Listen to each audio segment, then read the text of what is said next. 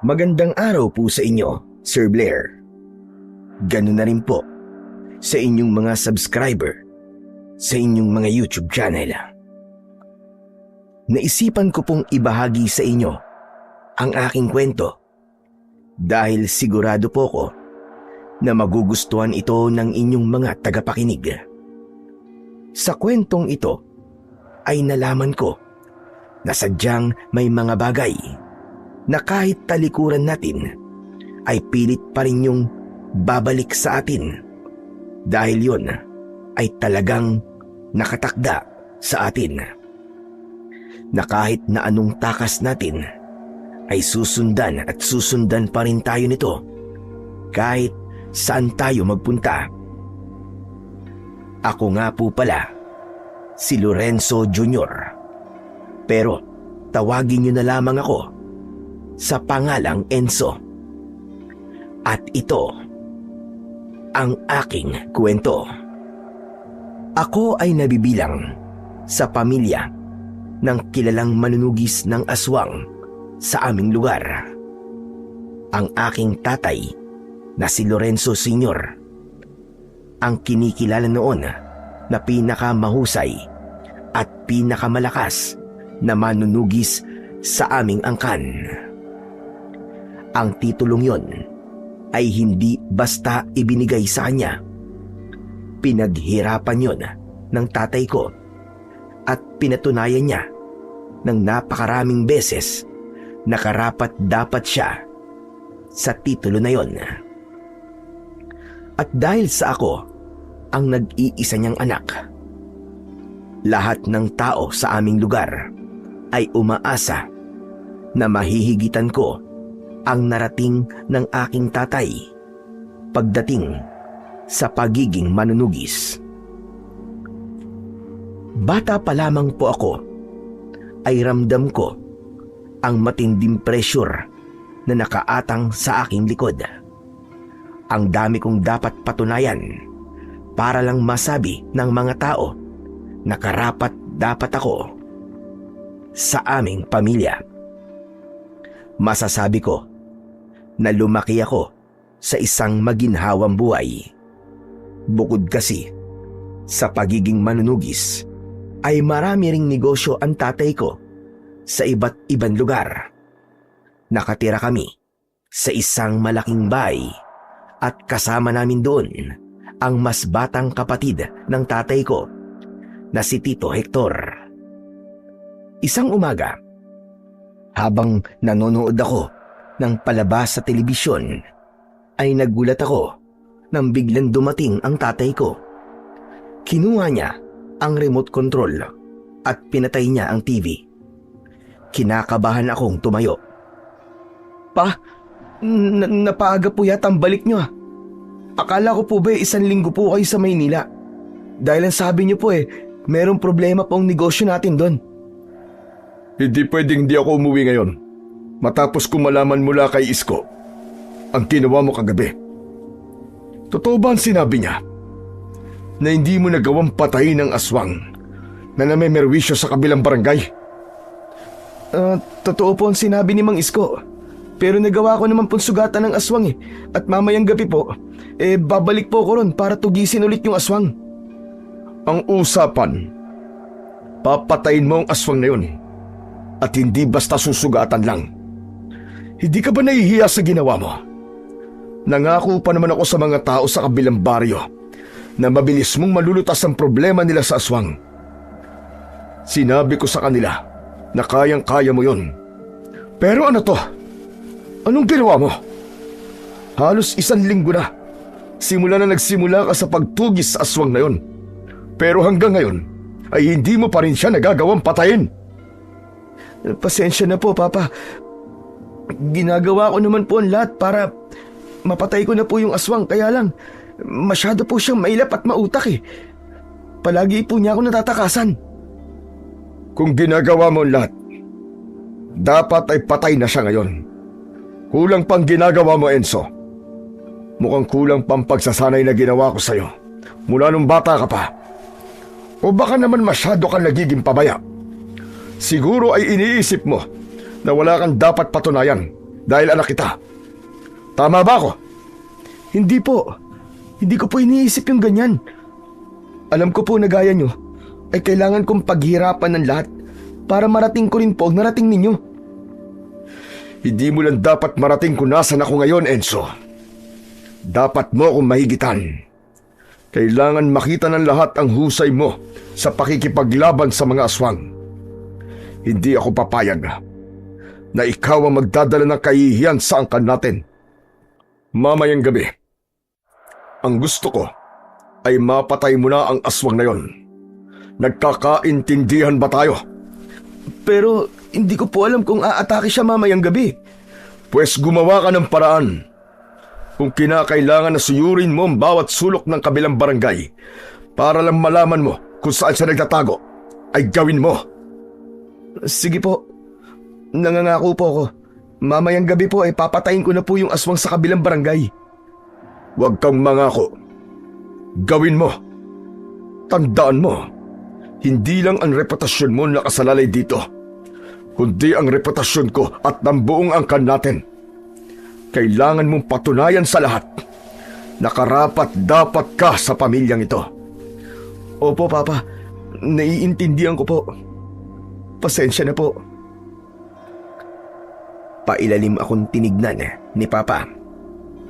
Pakiramdam ko tuloy ng sandaling yon ay napakaliit ko at wala akong kwentang tao.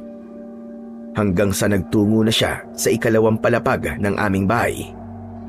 Maya-maya pa ay napapitlag ako nang marinig ko ang malakas na pagsarado ng pinto ng kwarto ng tatay ko. Nakaramdam ako ng lungkot bilang anak ng isang mahusay na manunugis. Pakiramdam ko ay binibigo ko ang tatay ko sa aking ginagawa. Pakiramdam ko ay hindi ko magagawang higitan ang mga nagawa niya bilang isang manunugis. Lumabas ako ng aming bahay. Nagtungo ako sa likod kung saan naroon ang hardin ng aking namayapang ina. Noong buhay pa ang nanay ko, ay paborito niya ang lugar na yon. Kahit maghapon siya roon, ay tila hindi siya nagsasawa. Maya-maya pa ay may tumapik sa balikat ko. Paglingon ko ay napangiti ako nang malaman ko kung sino ang naroon. Ikaw lang pala, Tito Hector. Akala ko kung sino na eh. Ano't mag-isa ka rito? Gusto ko lang pong mag-isip.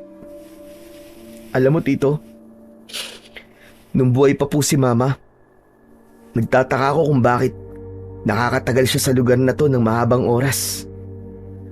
Ngayon ay naiintindihan ko na siya. Mas payapa pala rito sa hardin kaysa sa loob ng bahay. Mukhang namimiss mo na naman ang mama mo, ha? Maiba ko. Bumalik na pala si Kuya Lorenzo.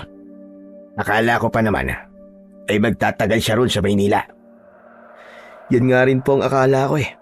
Kaya nagulat po ako nang biglang dumating si Papa. Pasensya ka na, pero narinig ko mga sinabi niya sa'yo. Mukhang bumalik lang pala siya dito para pagalitan ka. Kaya nga po eh. Pero naiintindihan ko naman kung bakit po siya galit sa akin. Pero hindi ko lang maintindihan kung bakit parang hindi nakikita ni Papa yung magagandang bagay na nagagawa ko. Para bang puro mga kamalian ko na lang ang nakikita niya. Sandali, ano bang mga kamalian ang tinutukoy mo? Yung ba nangyari kagabi sa kabilang barangay? Yung nakipaglaban ka sa aswang pero nakatakas at hindi mo nagawang patayin? Yun na nga po, Tito. Kasalanan ko rin naman po kasi nangako po ako kay Papa na mabilis ko lang po mapapatay yung aswang. Pero halos mag-iisang linggo na hindi ko pa rin nagagawa. Ba syempre, hindi lang po ako mapapahiya, kundi pati na rin po si Papa kasi anak niya ako. Baka isipin pa ho ng mga tao na hindi naging maganda ang pagsasanay niya sa akin dati. Alam mo, Enzo, sa totoo lang, para sa akin wala kang kasalanan dun eh. Magkakaroon ka lang ng kasalanan kung hindi mo ginawa lahat na makakaya mo para patayin ang aswang sa kabilang barangay. Pero alam ko, na gabi-gabi mong sinusubukan patayin yung aswang. Mabuti ka pa, Tito. Ganyan ang sinasabi mo sa akin. Si Papa kasi iba eh. Pakiramdam ko tuloy, kahit anong gawin ko, ay hindi niya ako pupurihin. Ay nako, ewan ko ba naman dyan kay Kuya Lorenzo. Dapat nga, siya pa ang mas nakakaunawa sa'yo eh. Dahil pinagdaanan din niya ang pinagdadaanan mo ngayon. Kahit naman nung binata pa siya eh, hindi agad siya naging magaling sa pagtugis ng mga aswang eh. Dumaan din siya sa napakaraming kabiguan.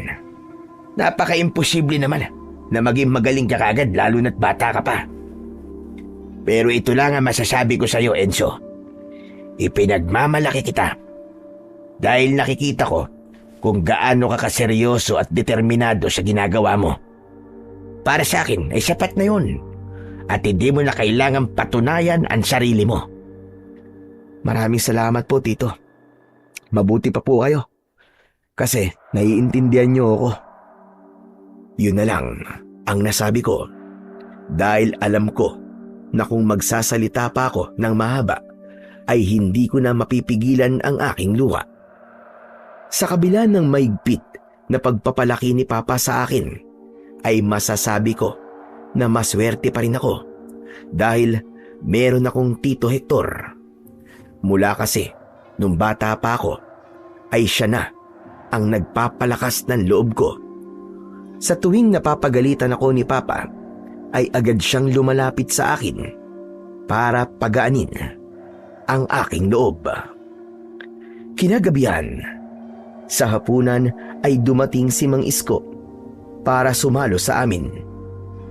Si Mang Isko ay kaibigan ni Papa ng matagal ng panahon. Bata pa lang ako ay nakikita ko na silang magkasama palagi. Kumbaga, malaki ang tiwala ni Papa kay Mang Isko. Nung una, ay tahimik lang kami na kumakain. Hanggang sa binasag na ni Papa ang katahimikan na yon. Pagkatapos natin magapunan, ay maganda ka na sa pagpatay mo sa aswang sa kabilang barangay, Enzo. Kailangan mo siyang mapatay ngayong gabi. Hindi ka pwedeng bumalik dito nang hindi mo yun nagagawa. Nagkakaintindihan ba tayo? Kuya, sandali, mawalang galang na. Hindi naman sa nakikialam ako sa'yo, pero hindi ba mas okay kung hayaan mo si Enzo? Kung kailan niya mapapatay yung aswang na yun? Hayaan mo siyang dumiskarte. Anong diskarte ba sinasabi mo, ha, Hector? Parang walang diskarte ang pamangkin mo eh. Kung meron, di sana noon pa niya napatay yung aswang na yun.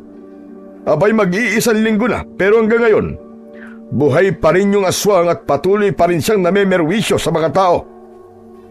Ginagawa naman ni Enzo lahat, kuya. Saksi ako sa bagay na yun. Huwag mo siyang masyadong i-pressure kasi hindi yan makakatulong sa kanya. At ikaw naman, Mang Isko, huwag ka namang sumbong ng sumbong kay kuya ng tungkol kay Enzo. Minsan kasi grabe ka rin magsumbong eh. Aba, para sa kaalaman mo, kung ano lang ang nakikita ko ay yun lang ang sinasabi ko kay Lorenzo. Wala akong dinadagdag at binabawas. Saka ginagawa ko lang kung anong pinapagawa sa akin ni Lorenzo. Kaya wag kang nagagalit sa akin, Hector. Hindi naman ako galit sa iyo, Mang Isko. Sinasabi ko lang, kung hindi naman kailangang isumbong, ay wag mo nang isumbong. Nape-pressure na kasi ang pamangking ko eh. Mas lalo siyang hindi magiging magaling na manunugis kapag ganyan ang ginagawa niyo sa kanya. Teka, sandali nga lang.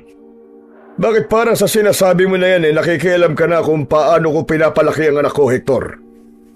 Ipapaalala ko lang sa'yo na ako ang tatay ni Enzo. Ako ang masusunod kung paano ko siya palalakihin at didisiplinahin.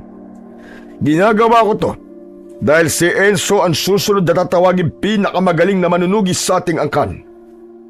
Hinuhubog ko siya para sa bagay na yon. Kaya kung ako sa'yo, huwag kang nakikialam sa buhay namin mag-ama. Dahil kapag ipinagpatuloy mo pa yan, pasensya na, pero kahit kapatid kita, ay kaya kitang paalisin sa mapamahay ko. Naramdaman ko ang matinding tensyon na namagitan kina Papa at Tito Hector. Kinabahan ako dahil sa bagay na yon.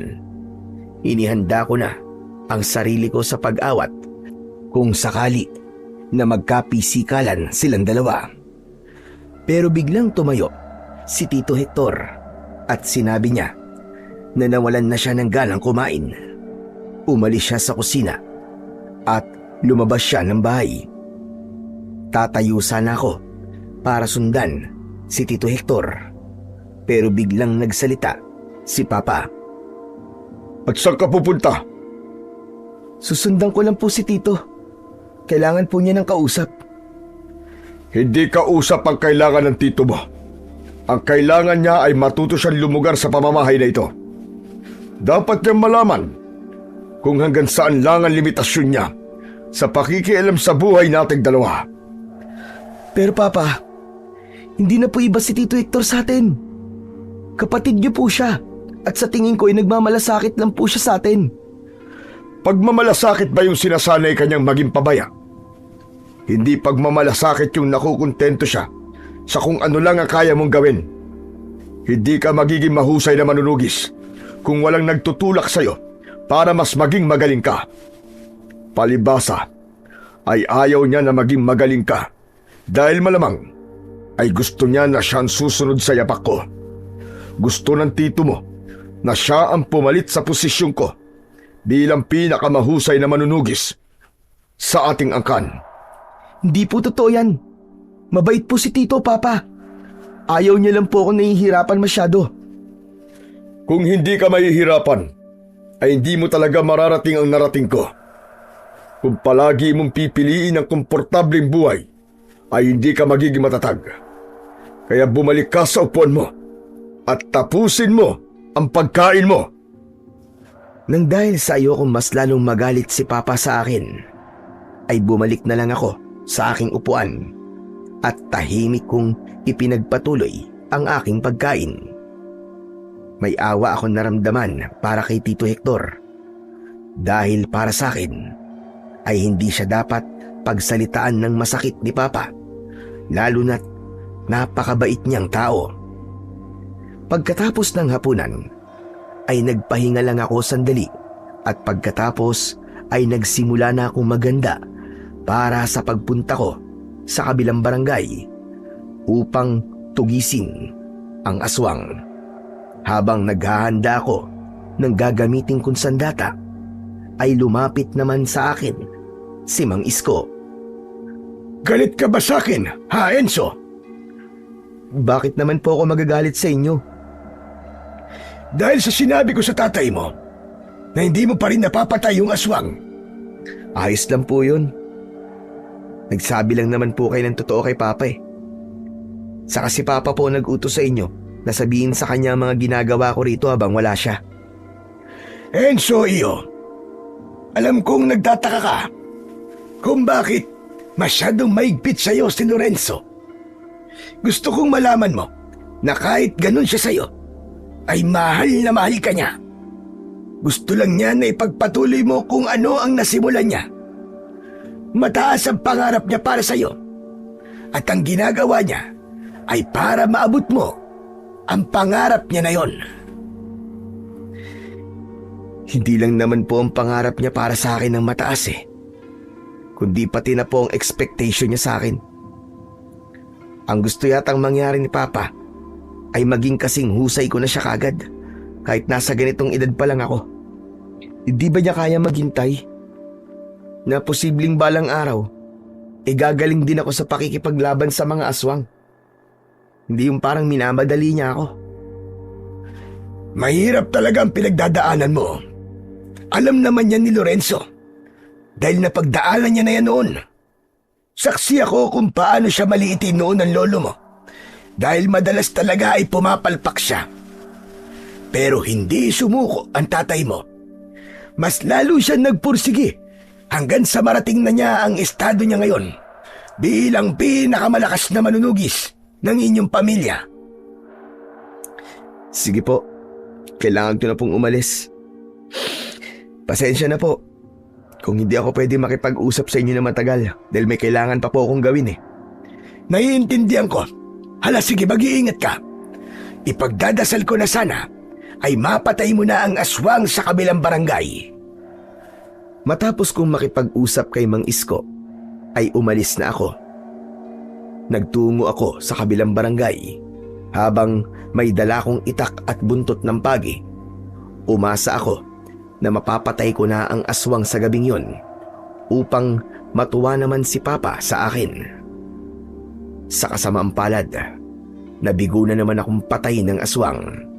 Nalaman ko na nagtatago siya sa gubat, pero nang nagkaharap kami ay nagawa na naman niyang makatakas. Nasugatan pa nga niya ako sa braso, kaya habang naglalakad ako pauwi sa bahay ay duguan ako. Madaling araw na nang nakauwi ako sa bahay. Pagpasok ko sa sala ay nakita ko si Tito Hector na nakaupo sa sopa. Agad siyang tumayo para salubungin ako. Kahit paano ay natuwa ako dahil alam kong hinintay niya ang aking pag-uwi. Inalalayan niya ako papunta sa kusina. Pinaupo niya ako roon at may pag-aalala niya akong kinausap. Oh, ano yan? Ano nangyari sa'yo? Mukhang ang lalim ng sugat mo sa braso ah. Tito, nakalmot po ako ng aswang eh. Tapos nakatakas na naman po siya.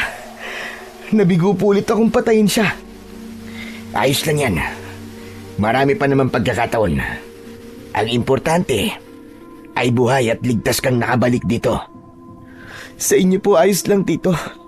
Pero kay Papa, panigurado pong hindi. Magagalit na naman po siya sa akin kapag nalaman niyang pumalpak na naman ako.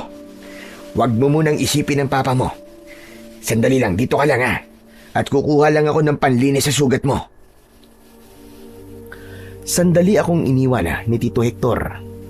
Habang wala siya, ay napatulala ako sa kawalan.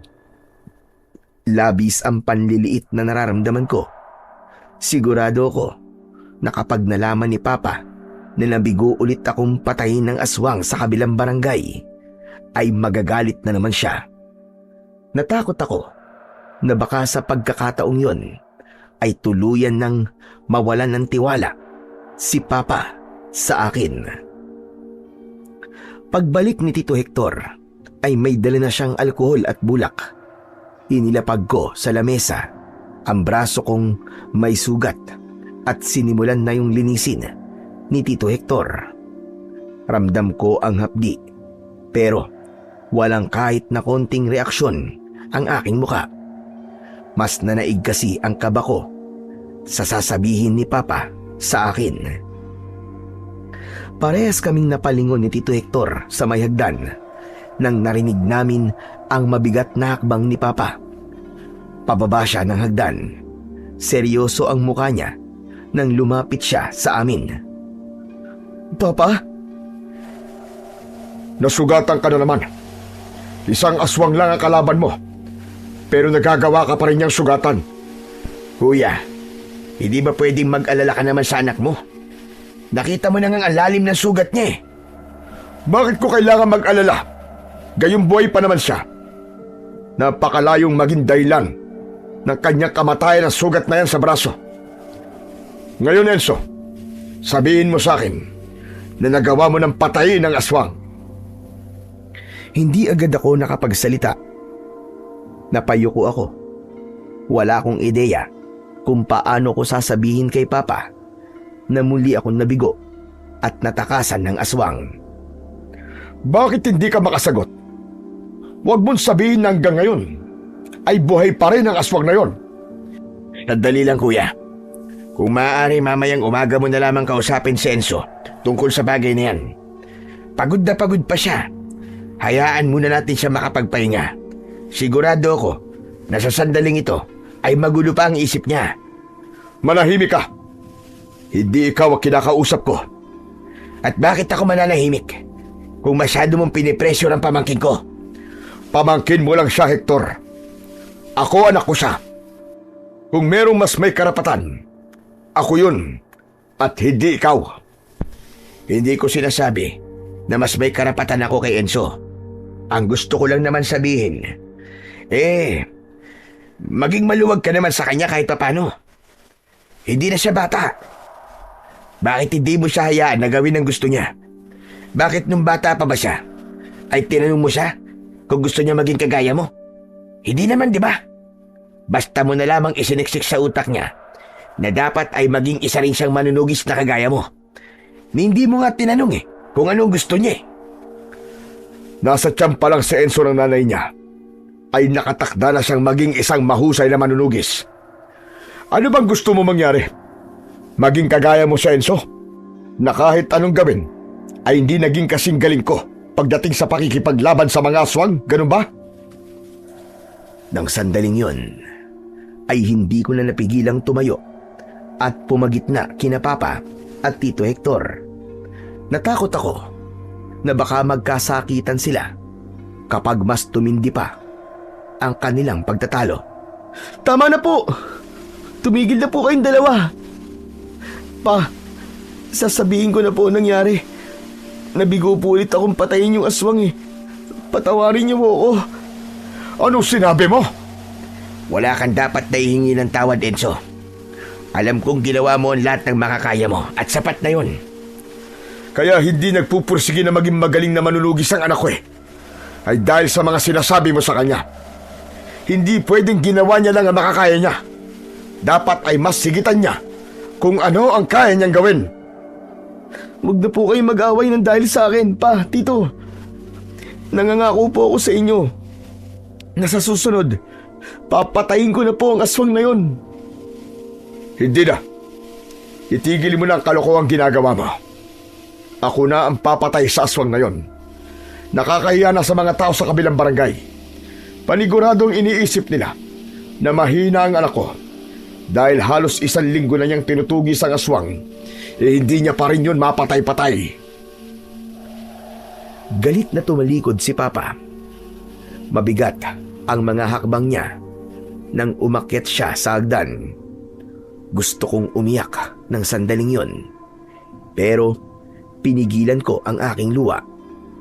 Ayokong magpakita ng kahinaan kahit na kanino. Kahit nasaktan ako sa mga sinabi ni Papa, ay mas pinili ko pa rin ang manahimik. Hanggang sa naramdaman ko ang masuyong pagtapik ni Tito Hector sa balikat ko. Kahit wala siyang sinabi, ay nabawasan ang bigat na dala ko. Para sa akin, ay maswerte pa rin talaga ako dahil merong isang tao na nakakaintindi at umuunawa sa akin.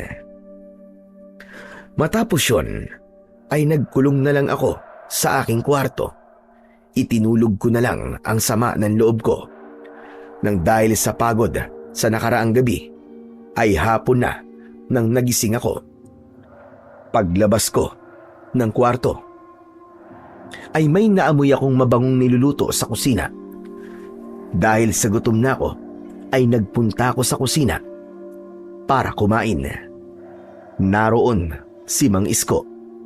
Nakaharap siya sa lutuan at meron siyang hinahalo. Lumapit ako sa kanya at sinilip ko ang kanyang niluluto. Ang sarap naman po niyang niluluto niyo, Mang Isko. Ginataang halo-halo sa kambango. Nilagyan ko kasi ito ng dahon ng pandan kaya mabango. Nag-request kasi ang tatay mo na magluto ko nito para sa merienda. Malapit na po ba yung maluto, Mang Isko? Oo, malapit na ito. Pinapakulo ko lang ng gusto tapos ay okay na ito. Bakit, Tiyo? Nagugutom ka na ba? Opo, kagigising ko lang po kasi, kaya hindi po ako nakapag-almusal at tanghalian. Ganun ba? O siya, pwede naman na ito. Sige, kumuha ka ng mangkok mo at para makakain ka na. Agad akong kumuha ng mangkok at kutsara. Habang nilalagyan ni Mang Isko ng ginataang halo-halo o bilo-bilo ang mangkok ko, ay muli siyang nagsalita.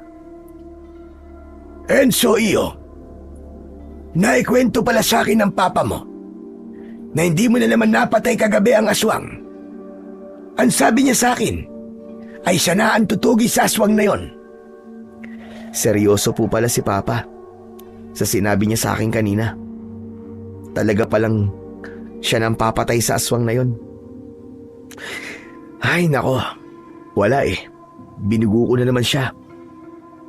Baka nga siguro kahit na anong gawin ko, Mang Isko, ay hindi po ako magiging kasing galing niya kahit kailan. Huwag mong sabihin yan. Bata ka pa. 24 anyos ka pa lang. Marami pang mangyayari sa buhay mo. Marami ka pang mararanasan at mapagdadaanan na sigurado ko na magiging dahilan upang maging mahusay ka sa pakikipaglaban sa mga aswang. Hindi na lang ako nagsalita. Umupo na ako para kumain. Maya-maya pa ay napansin ko na kumuha na rin ng mangkok si Mang Isko. Nilagyan niya yun ng ginataang halo-halo. Ipinatong niya sa isang tray ang mangkok at naglagay na rin siya roon ng isang baso ng tubig. Dadalhin niyo po ba yan kay Papa? Oo, ang sabi niya pagkatapos ko magluto ay dalang ko siya nito sa library. Alam mo naman na kapag ganitong oras ay naroon siya at nagbabasa. Ano po kaya kung ako na po magdala niyan kay Papa? Gusto ko rin po kasi siya makausap tungkol po dun sa aswang sa kabilang barangay. Sasabihin ko po na ako na lang po ang papatay sa aswang na yun. O sige, ikaw na magdala nito sa kanya. Maigi yun. Baka sakaling medyo lumamig ang ulo niya sa'yo. Iniwan ko muna ang kinakain ko at kinuha ko kay Mang Isko ang tray. Umakyat ako sa ikalawang palapag ng aming bahay kung saan naroon ang library ni Papa. Naglakad ako hanggang sa narating ko ang nag-iisang pinto na nasa dulo. Marahan akong kumatok at nang narinig ko na sinabi ni Papa na bukas ang pinto ay saka ko yun binuksan. Nakaupo si Papa sa lounge chair habang nagbabasa ng aklat. Hindi siya tumingin sa akin. Nakatutok ang atensyon niya sa kanyang binabasa. Inilapag ko ang tray sa lamesang nasa tabi niya. Umangat ang mukha niya at bahagya siyang nagulat nang malaman niya na hindi si Mang Isko ang nagdala ng pagkain sa kanya. Hindi ko muna kinausap si Papa. Naglakad-lakad ako sa library habang nag-iipon ako ng lakas ng loob para kausapin siya. Nagkunwari ako na nagtitingin-tingin ng mga aklat na maayos na nakalagay sa bookshelves. Isang malaki at makapal na Biblia ang nakita ko na nasa pinakasulok ng isang bookshelf. Kukunin ko sana yon, pero nagulat ako nang biglang nagsalita si Papa. Ano pang ginagawa mo rito? Hindi ba naibigay mo na sa akin ang pagkain ko? Pwede ka na lumabas. Sandali lang po, Pa. May napansin lang po kasi ako. Kapag po kasi nagpupunta ako rito, palagi ko po nakikita tong Bible dito. Pero hindi ko po kayo nakikitang binabasa niyo to. Porke hindi mo ako nakikitang binabasa yan, ibig sabihin ay hindi ko na yan binabasa. Sige na, lumabas ka na. Gusto ko mapag-isa. Pa, ang totoo po niyan eh. Gusto ko po kayo makausap. Gusto ko pong sabihin na sana eh, bigyan niyo pa po ako ng isa pang pagkakataon para patayin po yung aswang sa kabilang barangay. Napakaraming pagkakataon na ang ibinigay ko sa'yo. Tama na yon. Ako na ang tutugi sa aswang na yon. Kahit huling pagkakataon na lang po, Pa. Nangangako po ako sa inyo na magtatagumpay na po ako. Ilang beses ko nang narinig yan sa'yo, Enzo. Tama na. Ako na lang ang tatapos sa bagay na yan na dapat ay matagal mo nang tinapos. Sige na, lumabas ka na. Dahil kahit na anong sabihin mo, ay hindi na magbabago ang desisyon ko. Bumagsak ang balikat ko. Naramdaman ko na tila wala ng tiwala si Papa sa akin pagdating sa pagtugis sa mga aswang. Nagpaalam na ako sa kanya Lalabas na sana ako ng library, pero natigilan ako nang nakita ko na nakapatong sa lamesa kung saan ko ipinapatong ang tray ang isang bagay na alam kong napakahalaga sa pamilya namin. Yun ay ang gintong kaliskis ng dragon. Ayon kay Papa, ang bagay na yon ang pinakamalakas na agimat na panlaban sa mga aswang na meron ang aming pamilya. Nang panahon na yon ay si Papa ang nagmamay-ari nun.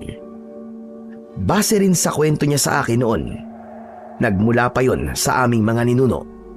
Hindi ko alam kung totoong kaliskis nga yun ng dragon, pero parang kaliskis kasi talaga ang itsura nun. Isa yung uri ng agimat na nasa anyong kwintas. Lumapit ako kay Papa para mas makita ko nang malapit ang gintong kaliskis ng dragon. Nakataas ang dalawang kilay na tumingin si Papa sa akin. Ang akala ko ba'y lalabas ka na? Sandali lang po, Pa. Nakita ko po kasi na inilabas niyo po ang gintong kaliskis ng dragon. Sa pagkakatanda ko po, pangalawang beses ko pa lang po na nakikita yan. Ang una po ay nung bata pa ako. Naalala ko po na ikinuwento niyo po sa akin ang tungkol sa agimat na yan. Sinabi niyo rin po sa akin na kapag dumating po ang tamang panahon, ay ipapasa niyo po sa akin ang bagay na yan.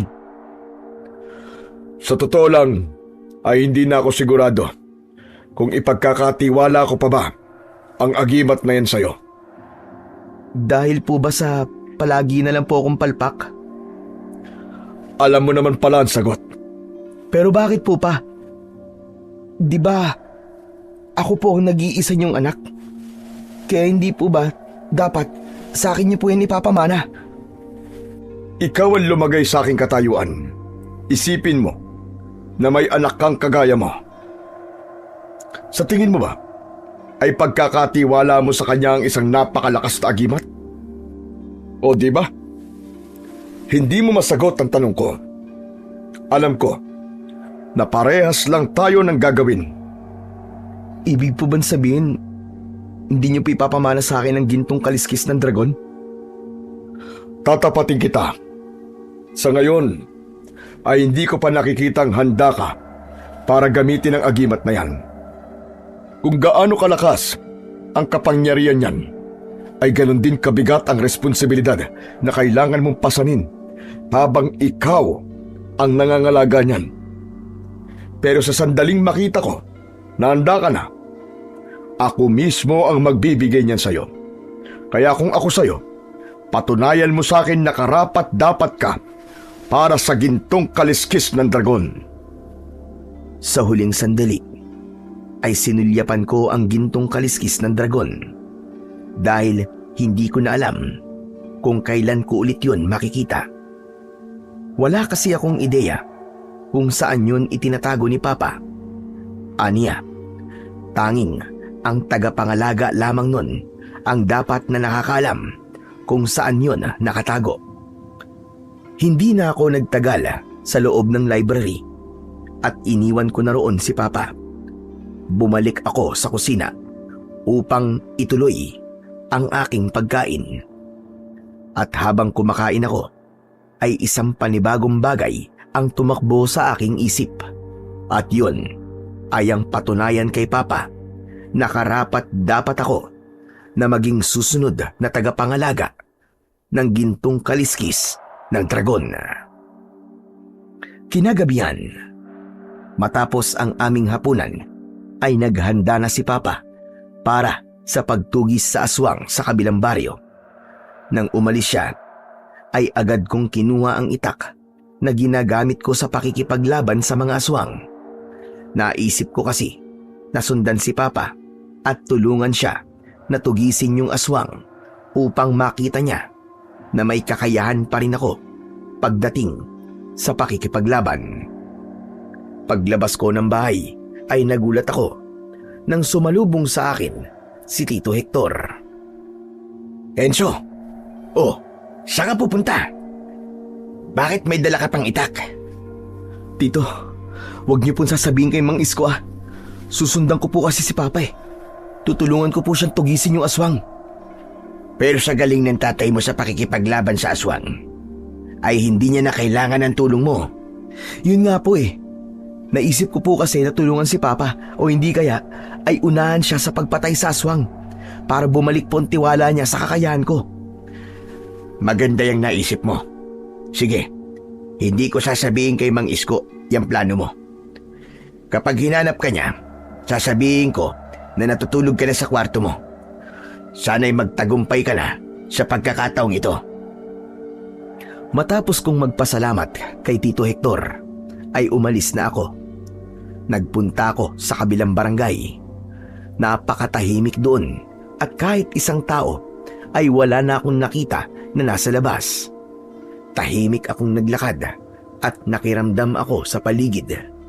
Hindi nagtagal ay may narinig akong malakas na pag-angil ng aswang. Sinundan ko ang sigaw ng aswang at nakarating ako sa masukal na bahagi ng lugar na yon. Nakita ko si Papa na nakikipaglaban sa aswang na ilang araw ko nang sinusubukang patayin. Sa kabila ng edad ng tatay ko ay masasabi ko na maliksi pa rin siyang kumilos at malakas pa rin ang kanyang pangangatawan. Pero kahit alam ko na kayang-kayang patayin ni Papa ang aswang na yon, ay naisipan ko pa rin na tulungan siya. Mabilis akong tumakbo palapit sa aswang. Akmang tatagain ni Papa ang aswang, pero hindi niya yun naituloy dahil sa pagdating ko. Enzo, anong ginagawa mo rito? Tutulungan ko po kayo! Hindi ko na kailangan ng tulong mo. Malakas na napasigaw si Papa nang kalmutin siya ng aswang sa dibdib. Itinulak siya ng aswang at nang natumba siya sa lupa ay tumakbo palayo ang aswang. Sinubukan kong habulin ang aswang pero nawala na siya sa paningin ko at hindi ko na nalaman kung saan siya nagpunta. Nang balikan ko si Papa ay nakaupo siya sa lupa. Kinabahan ako dahil matalim ang tingin niya sa akin. Napansin ko rin ang mga taong nakatingin sa amin. Inilahad ko ang isa kong kamay para sana tulungan si Papa na tumayo, pero malakas niya yung tinabig at mag-isa siyang tumayo. Papa, sorry. Hindi ko naman alam na makakatakas yung aswang eh.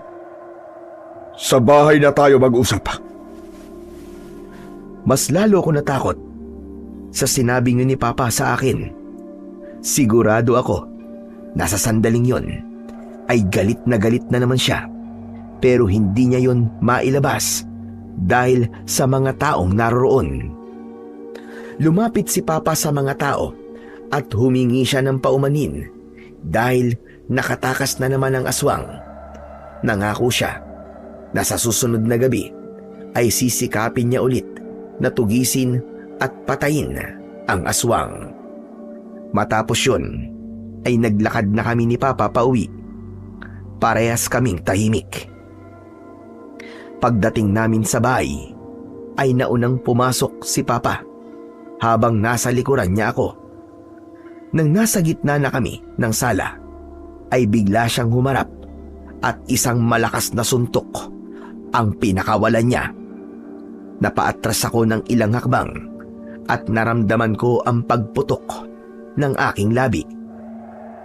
Mula sa kusina ay patakbong lumapit sa akin si Tito Hector. Kuya, bakit mo naman sinuntok si Enzo? Dapat lang sa kanya yan. Enzo, ano ba nangyari? Bakit ka sinuntok ni Kuya? Nakatakas po yung aswang sa kabilang barangay ng dahil sa akin. Hindi yun ang dahilan kung bakit kita sinuntok. Alam mo ba kung anong ginawa mo? Ipinahiya mo ko sa harap ng maraming tao. Nang dahil sa'yo, nakita ng mga tao na nagawa kong sugatan ng aswang na yun. Sa tagal ko nang nakikipaglaban sa mga aswang, ngayon lang ulit ako nasugatan. Patawarin niyo ako, Pa.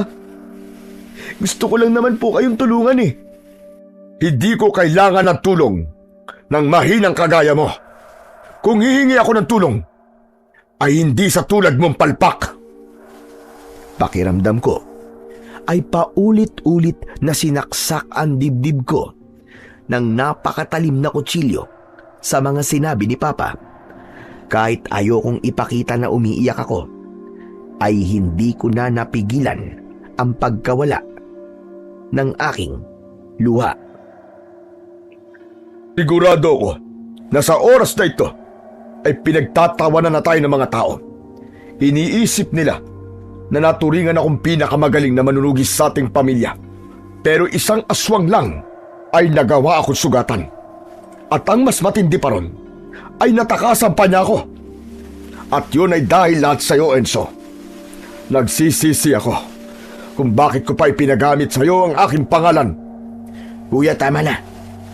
Hindi na magandang lumalabas sa bibig mo. Bukas na kayo mag-usap. Palamigin mo muna ang ulo mo. Magsama kayong dalawang may hina at palpak.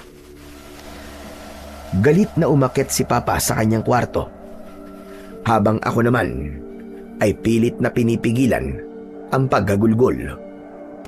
Kumuha si Tito Hector ng isang baso ng tubig at pinainom niya ako. Magkatabi kaming umupo sa may sofa. Dapat pala'y pinigilan na lang kita kanina.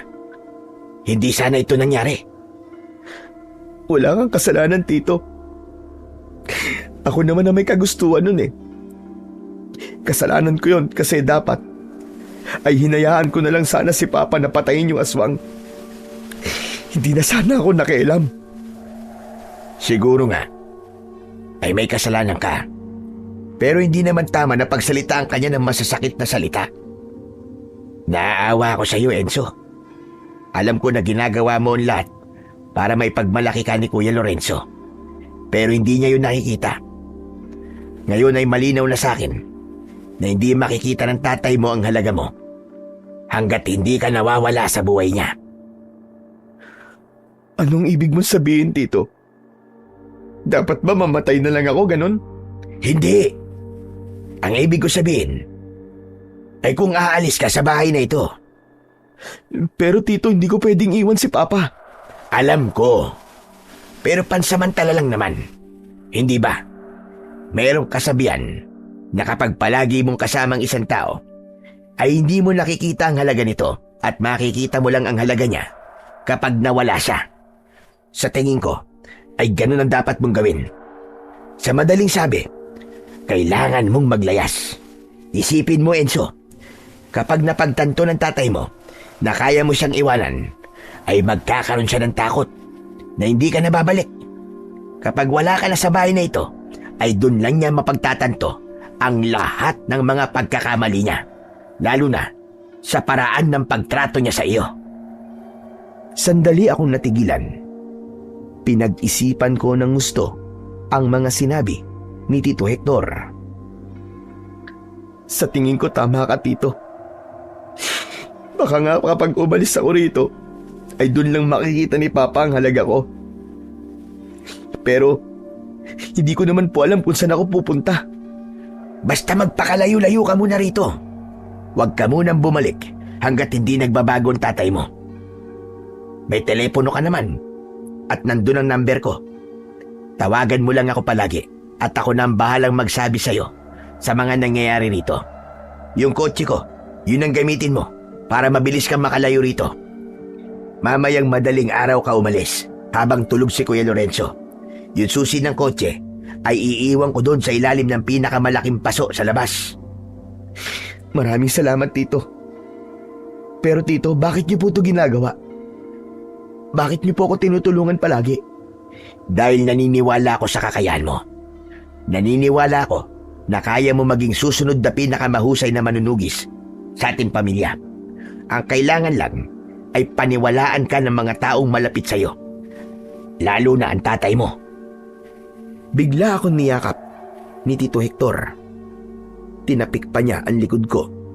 Ibinulong niya sa akin na ipagdadasal niya ang kaligtasan ko habang wala ako sa aming tahanan. Nangako din siya na habang wala ako ay siya muna ang bahala kay Papa.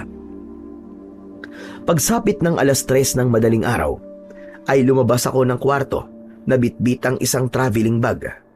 Nakalagay doon ang aking mga damit at ilang personal na gamit. Tahimik akong lumabas ng aming bahay.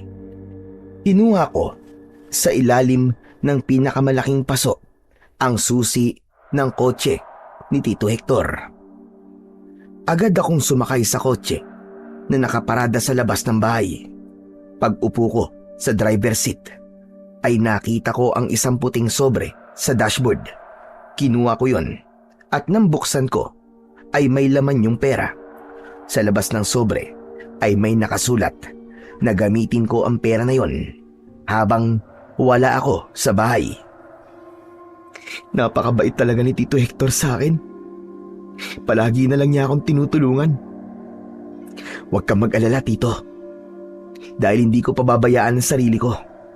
At sana sa gagawin ko to, ay makita na ni Papa ang halaga ko. Binuhay ko na ang makina ng kotse at agad ko yung pinaandar.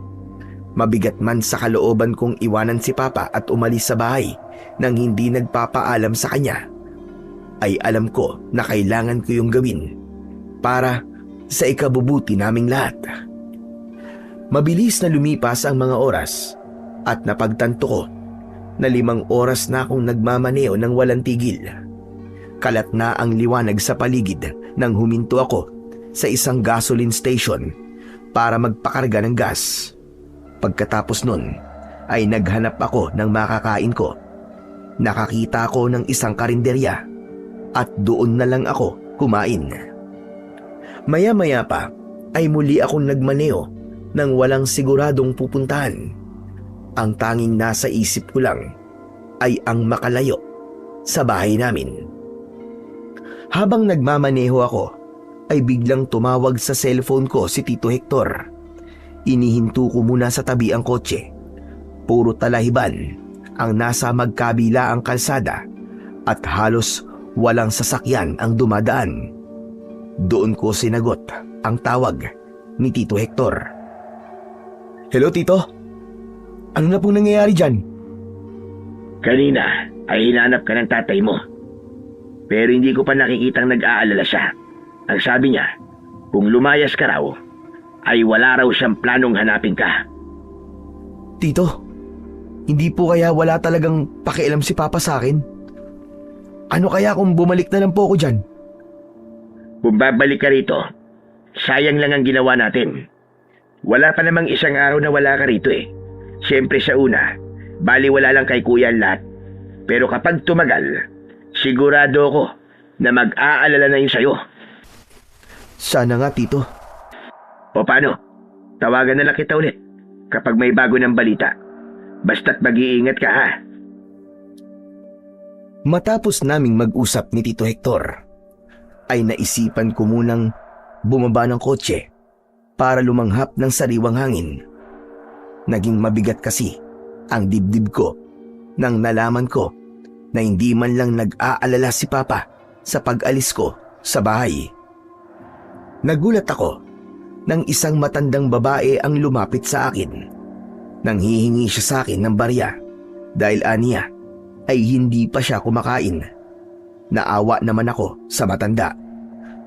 Sandali lang po, Nanang ha. Nasa loob po kasi ng kotse ang wallet ko eh. Binuksan ko ang pinto ng kotse. Laking gulat ko nang mula sa taliban ay lumabas ang 3 lalaki na lahat ay may dalang 2x2 na kahoy. Hinampas ako ng isa sa ulo na agad kong ikinalugmok. Doon na naging sunod-sunod ang pagpalo nila sa akin sa iba't ibang parte ng aking katawan. Hindi ko na nagawang makalaban dahil biglaan ang lahat ng nangyari. Sumakay ang 2 lalaki sa kotse kasama ang matandang babae, habang ang isang lalaki ay hinila ko papunta sa talayban.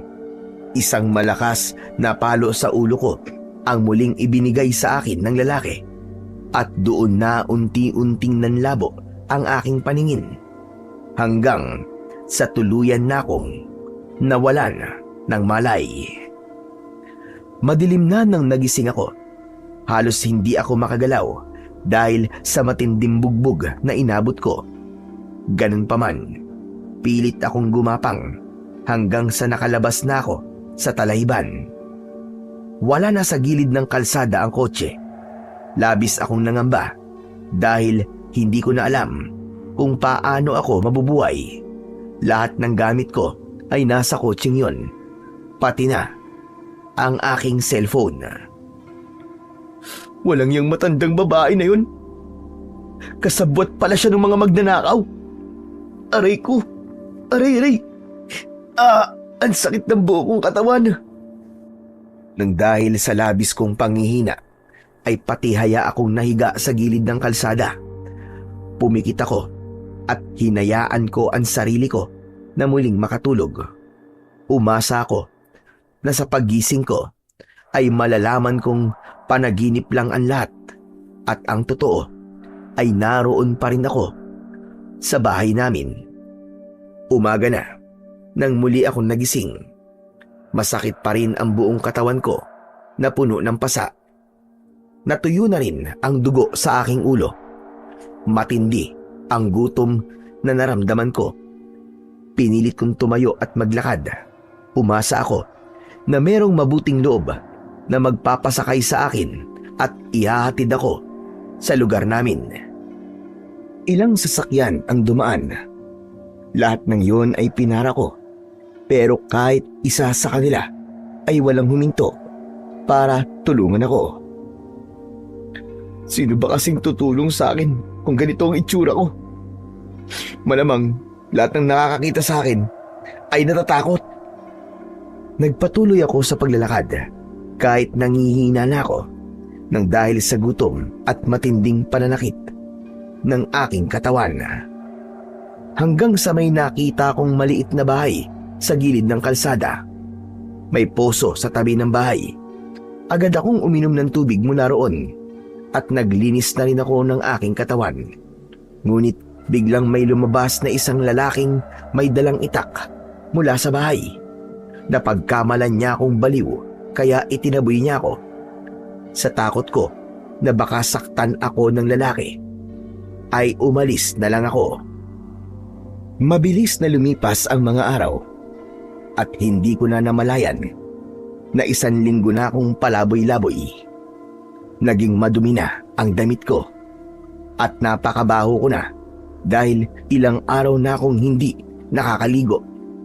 Sa ilang araw na paglalakad ko ay nakarating na ako sa isang bayan at nagmistula na akong palaboy doon.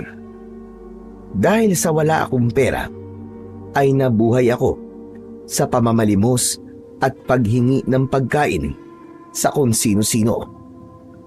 Hindi ko na rin alam kung paano ako makakabalik sa bahay at dahil hindi ko alam kung nasaan lugar ako, hindi ko memoryado ang cellphone number ni Tito Hector kaya hindi ako pwedeng manghiram ng cellphone para matawagan siya.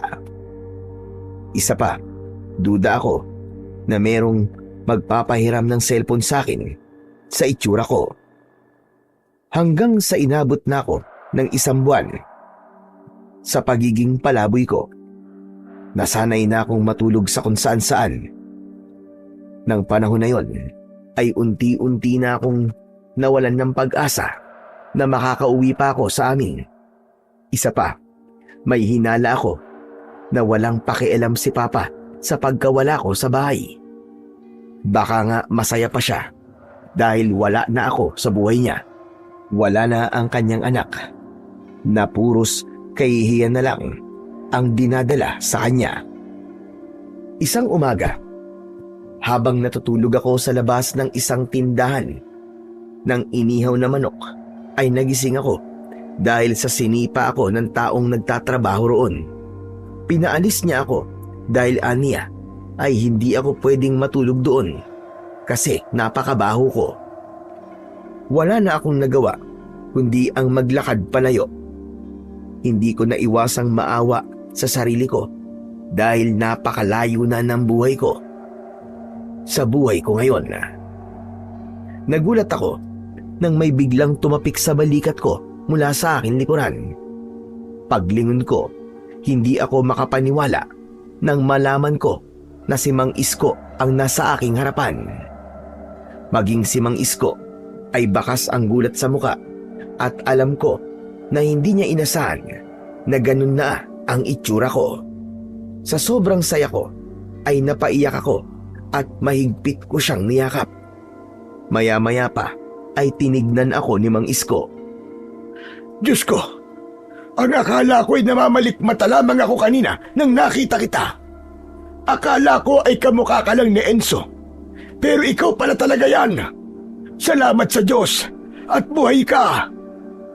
Salamat po't nakita ko kayo, Mang Isko. Akala ko talaga habang buhay na ako magiging palaboy. Kung alam mo lang, ilang linggo na kitang hinahanap. Kung saan-saan na ako nagpunta. Mabuti na lang at naisipan kong magtungo sa lugar na ito. Ano ba nangyari sa iyo, Iyo? Bakit ka umalis ng bahay? Gusto ko po kasi makita ni Papa ang halaga ko eh. Naisip ko po kasi na kung mawawala ako sa bahay, ay saka lang yun mangyayari. Ginamit ko po yung kotse ni Tito Hector. Sa kasamaang palad, nanakawan po ako. Ninakaw po yung kotse tapos nandun po ang lahat ng gamit ko, pati na po yung cellphone at pera ko. Kaya ganun, naging palaboy na lang po ako. Patawarin ka ng Diyos. Hindi mo alam kung gaano nag-alala ang papa mo simula nung nawala ka sa bahay. Ay nung unang araw pa lang na nalaman niya kay Hector na naglayas ka, ay labis na siyang nag-alala sa'yo. Nagsasabi po ba kayo na totoo? Parang hindi po ganyan ang sinabi sa akin ni Tito Hector. Ang sabi po niya nung tinawagan niya ako, ay hindi man lang daw po nag-alala si Papa sa akin. Hindi totoo ang sinabi niya. Pero Enzo, kailangan mo nang umuwi. Mang Isko, natatakot po ako kay Papa eh. Baka po pagalitan na naman niya ako eh. Kilala ko po siya. Kahit mapahamak ako, ay sisisihin pa rin niya ako. Kailangan mo nang umuwi. Hindi lang ang papa mo ang may kailangan sa'yo, kundi maging ang ating buong barangay. May hindi magandang nangyayari roon ngayon. Kaya nga ginawa ko ang lahat para hanapin ka. Bakit po, Mang Isko? Ano po ba nangyayari ngayon sa lugar natin? Hindi maganda, Enzo. Pero mas makakabuti kung ikaw na mismo makakakita nun. Kaya mas makakabuti kung bumalik ka na kagad. At huwag kang mag-alala dahil hindi galit sa'yo si Lorenzo. Sandali akong natahimik. Kilala ko si Mang Isko. Hindi siya sinungaling na tao at sigurado na nagsasabi siya ng totoo. Alam kong hindi siya gumagawa lang ng kwento para sumama ako sa kanya. Kaya naman sa huli ay pumayag na ako na sumama sa kanya pabalik sa aming bahay. Bumili muna kami ng damit ko sa ukay-ukay at naligo ako sa pampublikong banyo sa isang palengke. Matapos yon ay sumakay na kami ng bus. Habang sakay ng bus ay nakaramdam ako ng kaba sa kung ano ang bubungad sa akin sa aming lugar. Oo nga pala, Enzo, Iyo. Meron akong kailangan sabihin sa'yo. Pagdating natin sa bahay niyo, ay huwag mo munang sasabihin kay Hector na nagkita tayong dalawa. Bakit naman po? Basta, sundin mo na lamang ako. Ang sabihin mo ay ikaw ang kusang nagdesisyon sa pag-uwi roon. Pero bakit nga po? Basta, sundin mo na lang ang sinabi ko at huwag ka ng maraming tanong. Huwag na huwag mong sasabihin kay Hector na nagkita tayong dalawa. Nagkakaintindihan ba tayo? Naguguluhan po ako sa inyo eh, pero... Sige po, Mang Isko. Gagawin ko na lang po ang sinabi nyo. Isa pa, gawin mo ang lahat para malaman mo kung nasaan ang gintong kaliskis ng dragon. Kapag nakauwi ka na sa inyo, ay malalaman mo kung bakit mo yun kailangang mahanap. Masyado naman po kayong pasuspense, Mang Isko. Hindi nyo na lang po sabihin sa akin ng diretso ang lahat eh. Saka imposible po na malaman ko kung nasan yun dahil hindi po yun sasabihin sa akin ni Papa. Kaya nga kailangan mong hanapin yun.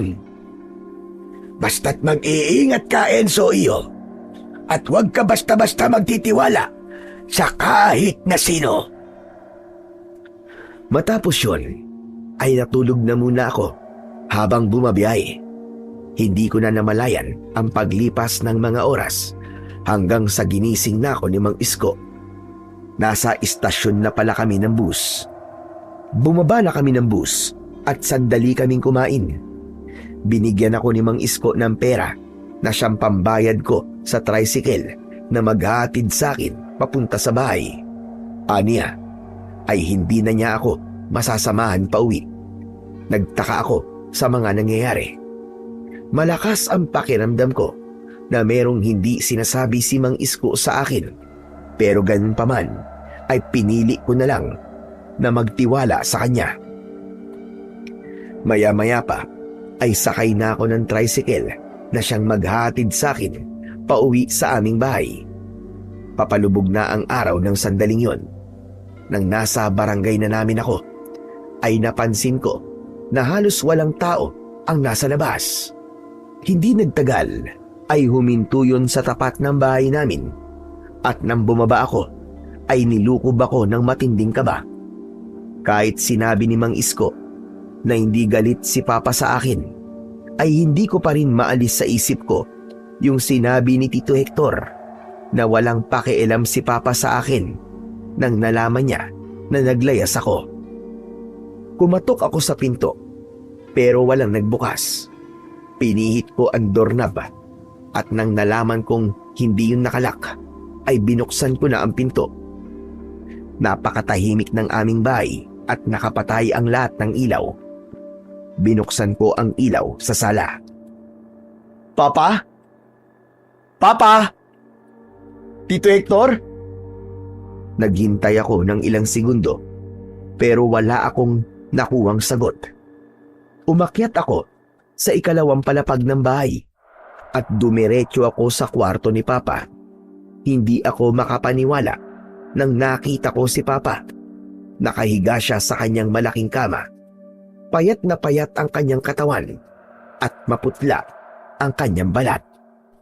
Hindi ko na napigilan ang pagkawala ng aking luha sa aking mga mata.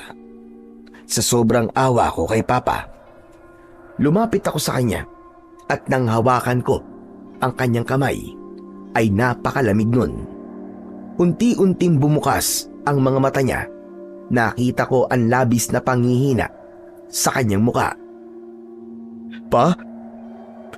Paano po nangyari sa inyo, Pa? Bumuka ang bibig ni Papa pero walang salitang lumabas sa bibig niya. Nagulat ako nang biglang dumating si Tito Hector. Gulat na gulat siya nang nakita niya ako.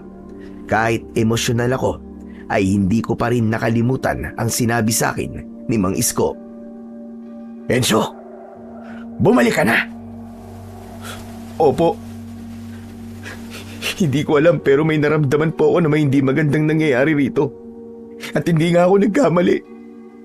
Ano nangyari kay Papa, Tito? Bakit sobrang payat niya? Ikinalulungkot ko. Pero may malubhang sakit ang papa mo. Maraming doktor nang tumingin sa kanya. Pero lahat sila ay hindi malaman kung ano ang kanyang karamdaman. Kahit nga ako nagtataka kung bakit yan nangyari sa kanya. Isang umaga ay bigla na lang siyang hindi makagalaw hanggang sa mabilis nang nanghina ang kanyang katawan. Paano pong hindi makagalaw? Hindi ko alam eh. Pero para bang paralisado ng buong katawan niya. Hindi na siya nakakagalaw at nakapagsasalita. Ako na lang ang mag-isang nag-aalaga sa kanya. Dahil si Mang Isko, patay na. Ano? Enzo, sa mga panahong wala ka rito, maraming nangyari. Bukod sa pagkakaroon ng sakit ni Kuya Lorenzo, ay nagsimula na rin sumalakay ang mga aswang dito. At halos gabi-gabi silang sumasalakay. At sa kasamaang palad, isa si Mang Isko sa mga napatay. Sumalangit na nga ang kanyang kaluluwa. Sandali ako natigilan. Hindi ako nag-alala tungkol kay Mang Isko dahil alam kong buhay na buhay pa siya.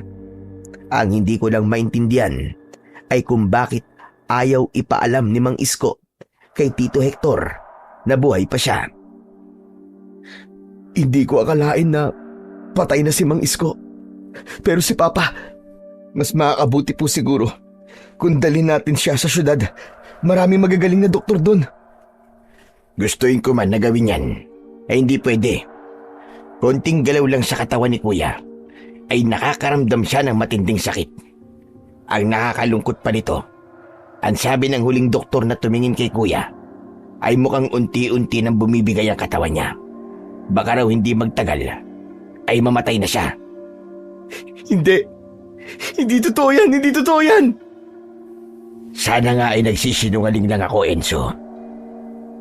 Pero sa nakikita ko sa papa mo, ay mukhang totoo ang sinabi ng doktor. Pahina ng pahina ang kanyang katawan. Kaya Enzo, mabuti na rin na bumalik ka na rito para makasama mo si Kuya sa mga natitirang araw niya sa mundo. Hindi kasi natin alam kung kailan siya mawawala. Walang tigil ang pagpatak ng luha ko nang muli kong tinignan si Papa. Hinawakan kong muli ang mga kamay niya. Pa, patawarin mo ako kung umalis ako nang hindi nagpaalam sa'yo, ha? Kasalanan ko to pa eh. Baka masyado ka nag-isip nung naglayas ako kaya nagkaroon ka ng sakit. Patawarin niyo ako, pa. Nang mapansin ko na nanlaki ang mga mata ni Papa, tila meron siyang gustong sabihin sa akin pero hindi niya magawa. Tito, parang may gustong sabihin si Papa sa akin, oh. Sigurado ako na gusto niyang sabihin ay masaya siya na bumalik ka na. Hindi ba, Kuya? Yun ang gusto mong sabihin. Masuyo kong hinaplos ang pisngi ni Papa. Hindi ako makapaniwala na napakalayo niya sa dating malakas at matikas na lalaki na nakasanayan kong makita. Nangako ako sa kanya na simula sa araw na yon ay hinding-hindi na ako aalis, lalo na't hindi ko alam kung totoo ba ang sinabi ni Tito Hector na anumang araw ay maaari nang mawala ang papa ko. Sa mga lumipas na araw ay ako na ang personal na nag-aalaga kay Papa. Ako ang nagpapalit ng damit at diaper niya. Ako rin ang nagpupunas ng katawan niya. Kung minsan din ay kumukuha ako ng aklat sa library niya at binabasahan ko siya. Alam ko kasi na naririnig niya ako, kaya ko yun ginagawa. Bukod doon, ay gabi-gabi rin kaming lumalabas ni Tito Hector para magbantay sa aming barangay. Ang pamilya lang kasi namin ang inaasahan ng mga tao na gagawa nun dahil kami ay pamilya ng mga manunugis. Sa loob ng 1 linggo ay 2 beses na kaming nakipaglaban sa mga aswang. Noon lang nangyari ang bagay na yon sa aming lugar. Kung kasama sana namin si Papa sa pakikipaglaban, ay sigurado ako na magiging madali para sa amin ang lahat. Hanggang isang umaga, habang nag-aalmusal kami ni Tito Hector, ay isang bagay ang aking naalala. Tito, alam niyo po ba kung saan po'y tinatago ni Papa yung gintong kaliskis ng dragon? Ha? Hindi. Wala akong ideya kung nasa ng agimat niyang yon. Bakit mo pala naitanong? Naisip ko lang po kasi na kung nasa atin yon ay mas magiging madali ang pakikipaglaban natin sa mga aswang. Mas madali natin silang mapapatay lahat. Tama ka, Enzo. Ang totoo nga niyan hinahanap ko rin yun . Balak ko sana na kapag nakita ko yun ay ibibigay ko sa'yo.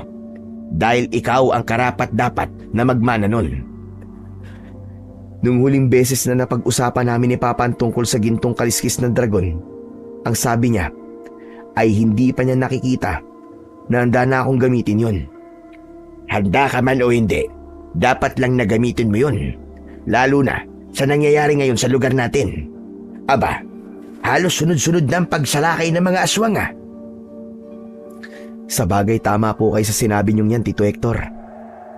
Kung nakakapagsalita lang sana si Papa, ay masasabi niya sa atin kung nasaan ang gintong kaliskis ng dragon. Kaya nga kung alam ko lang na magkakasakit siya, at may sasalakay ng mga aswang dito, ay tinanong ko na sana siya kung nasa ng bagay na yun. At teka, oo nga pala. Papakainin ko muna si kuya. Ako na po magpapakain sa kanya. O sige, sandali lang at ihahanda ko lang ang pagkain niya. Saka ang kanyang gamot. Tumayo si Tito Hector at sinimulan niya ng ihanda ang almusal ni Papa. Naglagay siya ng lugaw sa mangkok. Ipinagtimpla niya rin si Papa ng gatas. Napakunot noo ko nang may inilagay si Tito Hector na kung anong likido na nakalagay sa maliit na bote sa gatas na nasa baso. Tito, ano po yung inilagay niyo sa gatas ni Papa? Ito ba? Gamot ito na inirekomenda ng huling doktor na tumingin sa papa mo. Ang sabi ng doktor ay makakatulong daw ito para kahit papano humaba ang buhay ni kuya. Pero gaya ng sinabi niya, hindi pa rin mapipigilan ng gamot na ito ang tuloy-tuloy na paghina ng kanyang katawan. Sana naman po ay maging epektibo ang gamot na yan kay Papa. Sana nga. Heto na ang almusal ng papa mo. Pwede mo na itong dalhin sa kanya. Basta siguraduhin mo lang na mauubos niya ang mga ito Aalis din pala muna ako dahil may mga bibilin lang ako sa bayan. Sige po, Tito. Mag-iingat po kayo. Umakyat na ako sa kwarto ni Papa. Pagpasok ko ay ipinatong ko muna ang tray sa lamesang nasa tabi ng kama. Hinawi ko ang kurtina at binuksan ko ang bintana upang pumasok ang sariwang hangin. Matapos yun ay umupo na ako sa tabi ng kama at sinimulan ko ng pakainin si Papa. Mabilis niyang naubos ang lugaw. Pero nang ang gatas na ang iinumin niya, ay hindi man lang niya ibinuka ang kanyang bibig. Ayaw niyo po ba ng gatas, Pa? Pero sabi po ni Tito, kailangan niyo po itong ubusin Lalo na inihalo niya po rito sa gatas niyo yung gamot niyo. Biglang nanlaki ang mga mata ni Papa at umungol siya na parang takot na takot siya. Alam ko na may gusto siyang sabihin pero hindi pa rin siya makapagsalita. O sige po, kung ayaw niyo po itong gatas wala pong problema. Hindi ko na po kayo pipilitin. Sige ibabalik ko lang po itong pinagkainan niyo sa baba. Tapos babalik po ulit ako dito para basahan po kayo ng libro. Lumabas ako ng kwarto ni Papa na dala ang tray. Pagdating ko sa kusina ay itinapon ko sa lababo ang gatas dahil malamig na yon. Pabalik na sana ako sa itaas nang biglang bumukas ang pinto sa likod ng bahay at pumasok si Mang Isko. Mang Isko, mabuti naman at nagpakita ulit kayo sa akin. Napakarami ko pong gustong itanong sa inyo. Pasensya ka na kung ngayon lang ako nagpakita sa iyo. Dahil ngayon lang ako nagkaroon ng pagkakataon. Nakita ko kasi na umalis si Hector. Kaya alam kong wala siya rito. Pupunta po siya sa bayan dahil meron daw po siyang bibilin. Alam nyo, isa po yan sa pinagtataka ko Ang alam po kasi ni Tito ay pinatay daw po kayo ng aswang. Bakit po ba ayaw niyong sabihin sa kanya na buhay pa kayo? Ang gusto ko ay malaman mo ang lahat sa sarili mong paraan. At kapag nalaman mo ng katotohanan, ay huwag mo sanang hayaan na pangunahan ka ng iyong emosyon. Ang gulo niyo naman po. Pero nagulat po talaga ako nang bumalik ako rito. Hindi ko po akalain na may sakit po pala si Papa. Mabuti na lang po at nandito si Tito Hector. Siya po ang nag-alaga kay Papa nung wala ako rito. Sana po talaga ay mapagaling pa si Papa nung gamot na pinapainom sa kanya ni Tito. Ano ka mo? May gamot na pinapainom si Hector kay Lorenzo? Meron po. Nakalagay po yun sa maliit na bote na kulay puti. Nasaan ang bote niyon? Hindi ko po alam Si Tito po nagtatago nun Pero siguro po nasa kwarto niya yun. Ang mabuti pa, balikan mo muna ang papa mo. May hahanapin lang ako sa kwarto ni Hector.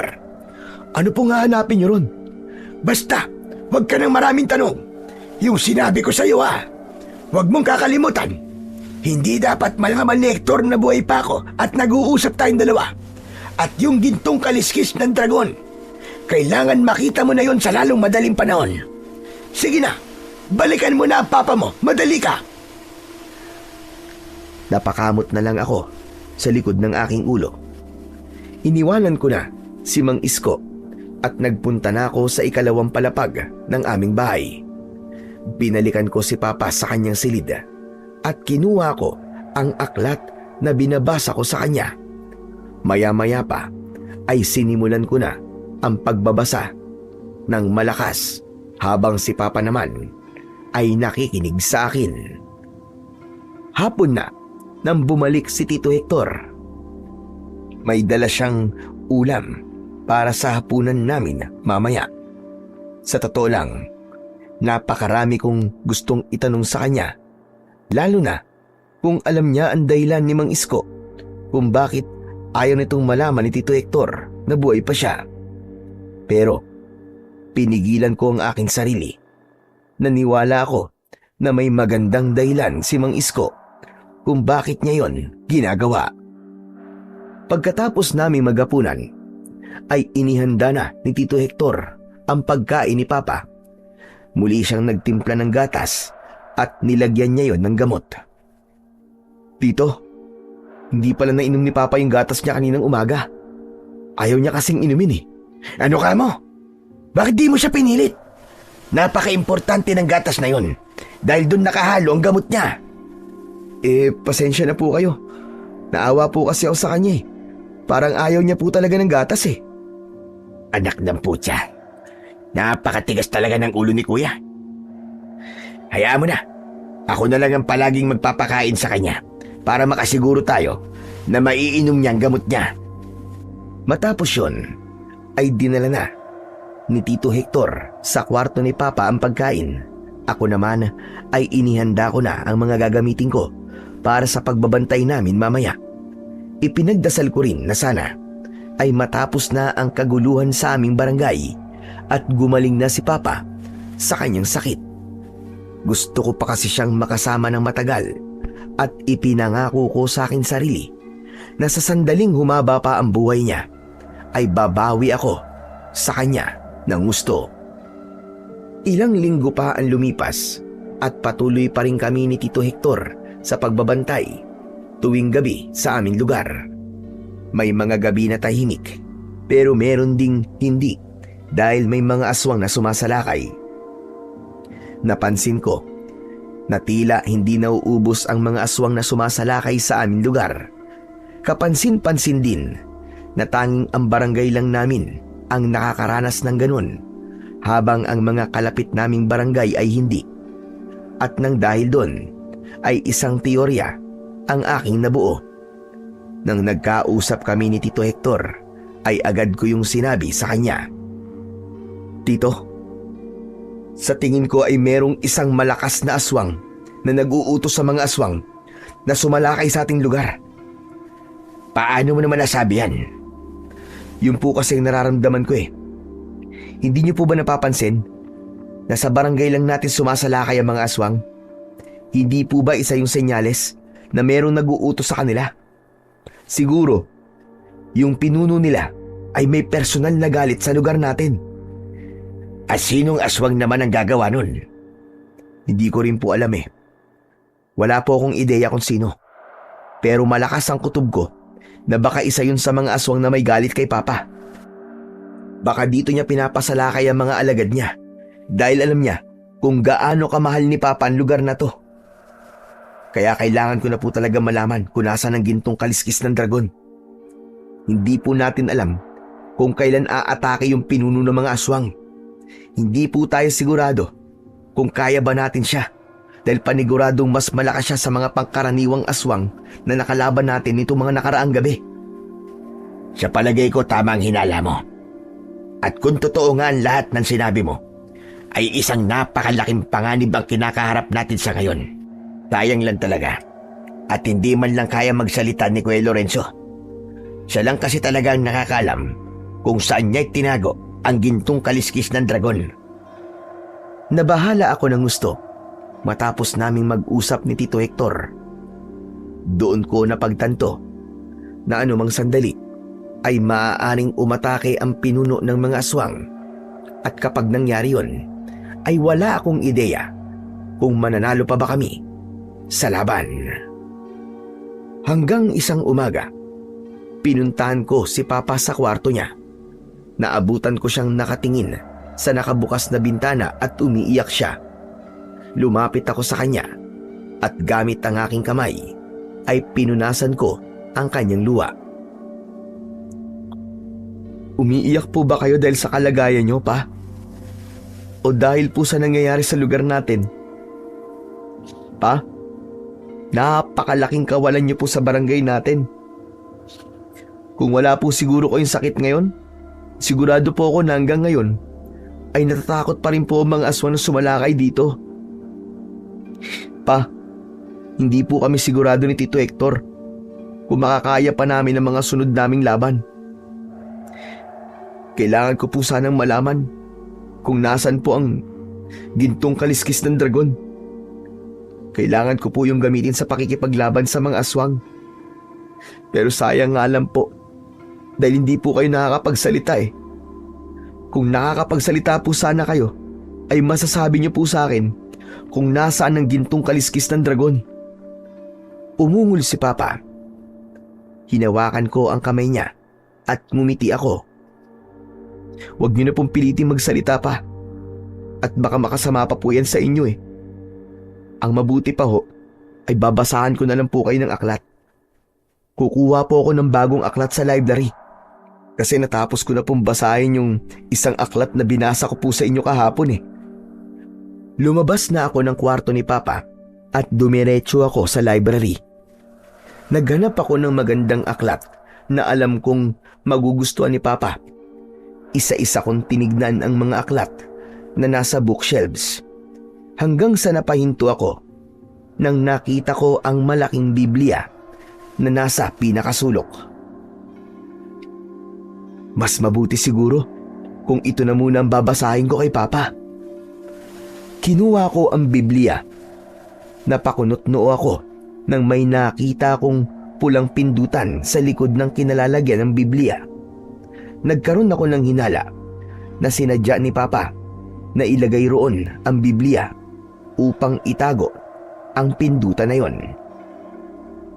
Dahil sa labis na kuryosidad ay pinindot ko yon. Napaatras ako nang biglang gumalaw ang lagayan ng libro.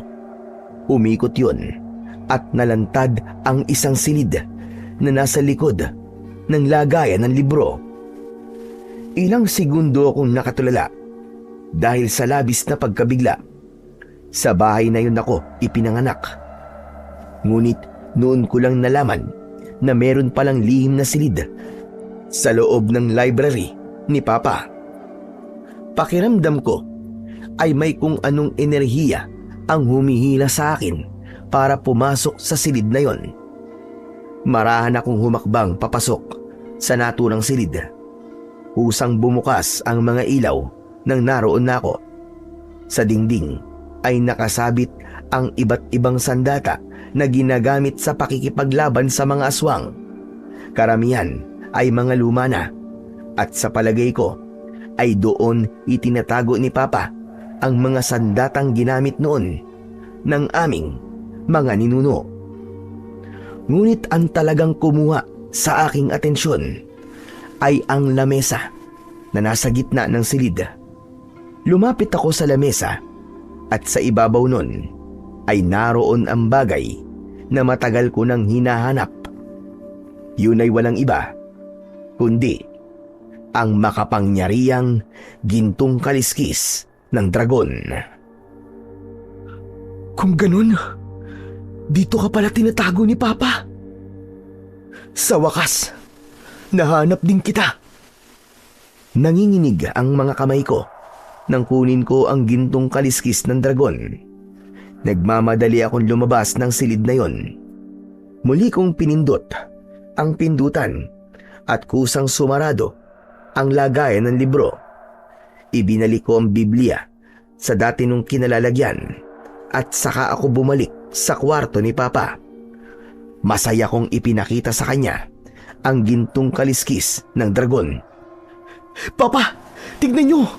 Nakita ko na po kung saan nyo po itinago ang gintong kaliskis ng dragon. Alam ko na sinabi niyo po noon na hindi pa ako handang gamitin to. Pero wala na po ako mapagpipilian dahil kailangan ko na po itong gamitin ngayon. Nahihirapang tumango si Papa. Alam ko na ang pagtango niya ay ang kanyang paraan para sa pagbibigay sa akin ng pahintulot na gamitin ang gintong kaliskis ng dragon. Hanggang sa isinuot ko na yon sa aking leeg. Napalingon ako nang narinig ko ang pagbukas ng pinto. Nakita ko si Tito Hector na palapit sa amin. Napanganga siya nang nakita niya ang nakasabit sa leeg ko. Imposible! Nahanap mo na pala ang gintong kaliskis ng dragon. Opo, Tito Hector. Nasa likod lang po pala ito ng mga lagayan ng libro ni Papa sa library. Kahit nga ako nagulat na may ganun pala sa bahay natin. Ngayon nasa akin na to, ay hindi na ako natatakot kahit umatake pa rito ang pinuno ng mga aswang.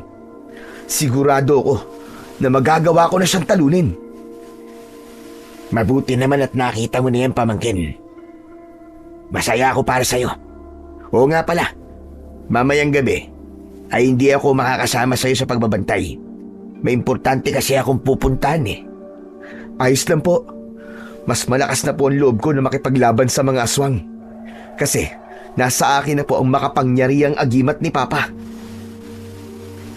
Nakangiting tumango si Tito Hector at pagkatapos ay lumabas na siya ng silid na yon. Binalikan ko si Papa ng tingin at nangako ko sa kanya na ako ang tatapos ng kaguluhan na nangyayari sa aming lugar. Sinabi ko rin sa kanya na dapat ay magpagaling na siya dahil kailangan ko siya at kailangan siya ng aming baryo. Kinagabihan, matapos naming maghapunan, ay nagpaalam na sa akin si Tito Hector. Tinanong ko siya kung saan siya pupunta, pero aniya ay saka na niya sasabihin pagbalik niya. Maya-maya pa ay nasa labas na ako at nagbabantay sa aming lugar. May dala kong matalas na itak at nakasabit sa leeg ko ang gintong kaliskis ng dragon. Ramdam ko ang kakaibang enerhiya na ibinibigay sa akin ng agimat na yon. Sa paglalakad ko ay nakita ko si Tito Hector na pumasok sa gubat. Kahit malayo siya sa akin, ay hindi ako maaaring magkamali na siya yon. Nagtaka ako kung ano ang gagawin ni Tito Hector sa gubat. Kaya naman, naisipan ko na sundan siya. Makalipas ang halos kalahating oras, ay huminto si Tito Hector. Nagtago naman ako sa isang malaking puno at naghintay ako kung ano ang mangyayari. Lumabas kayong lahat! May kailangan akong sabihin sa inyo. Nagimbal ako nang mula sa iba't ibang direksyon ay lumabas ang mga aswang. Pinalibutan ng mga yon si Tito Hector. Ang mas lalo kong ipinagtaka ay kung bakit hindi inaatake si Tito ng mga aswang. Bahagya pang nakayuko ang mga aswang na para bang si Tito Hector ang kanilang pinuno. Nangyari na ang ating kinatatakutan.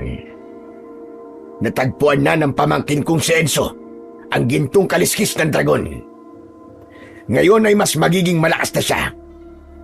Pero hindi ako papayag na mauwi sa wala ang lahat ng pinaghirapan ko. Hindi ko sasayangin ang pagsasakripisyo ko para maging isa rin akong aswang. At lalong-lalo na ang pagpatay ko sa inyong orihinal na pinuno upang ako ang inyong maging pinuno. Sa ngayon, ay huwag muna kayong sumalakay sa aming lugar. Ngayong gabi, ay papatayin ko na si Enzo at ang kanyang ama. Hindi ako makapaniwala sa aking narinig. Para bang binuhusan ako ng napakalamig na tubig ng sandaling yon. Agad kong nakuha ang ibig sabihin ng mga sinabi ni Tito Hector. Nagmamadali akong tumakbo pabalik sa aming bahay dahil ang unang pumasok sa isip ko ay si Papa. Kailangan ko siyang protektahan mula kay Tito Hector. Pagdating ko sa bahay ay agad kong pinuntahan si Papa sa kanyang kwarto. Hindi ko na siya inabala dahil natutulog siya. Hindi ako mapakali. Palakad-lakad ako. Hindi pa rin ako makapaniwala na si Tito Hector pala ay umanib sa mga aswang upang maging aswang din siya. At pinatay niya ang pinuno ng mga aswang upang siya ang pumalit dito sa pagiging pinuno ng mga aswang. Kung ganun, sinadya ni Tito na umalis ako para magawa niya ang lahat ng plano niya. Ngayon ay naiintindihan ko na si Mang Isko kung bakit ayaw niyang ipaalam kay Tito Hector na buhay siya. Dahil malamang si Tito Hector nga ang nagpapatay sa kanya. Maya-maya pa ay bumukas ang pinto ng silid ni Papa. Pumasok si Tito Hector. Nang sandaling yon ay iba na ang tingin ko sa kanya. Hindi na siya ang Tito Hector ko na mabait at palaging nakasuporta sa akin. Hanggang diyan ka na lang, Tito Hector. Alam ko na ang lahat.